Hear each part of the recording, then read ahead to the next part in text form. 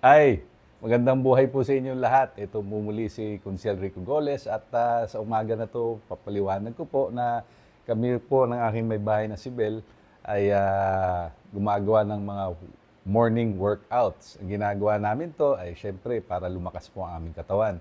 Most of the exercises namin is of course for strength and conditioning kasi pag medyo nasa middle age ka na, humihina yung muscles mo, kaya kailangan i-maintain natin yan.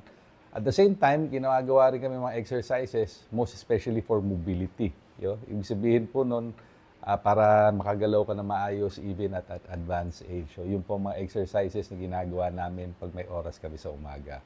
Ano masasabi mo doon, Bel? Ito yung bonding time namin.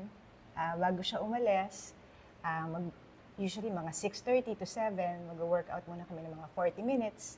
And then magbe-breakfast. Tapos I make sure na bago siya pumunta sa office or sa work, meron siyang heavy breakfast. And then after that, kanya-kanya na kami ng lakad. And yan, it feels good after exercise. Okay, simulan na natin.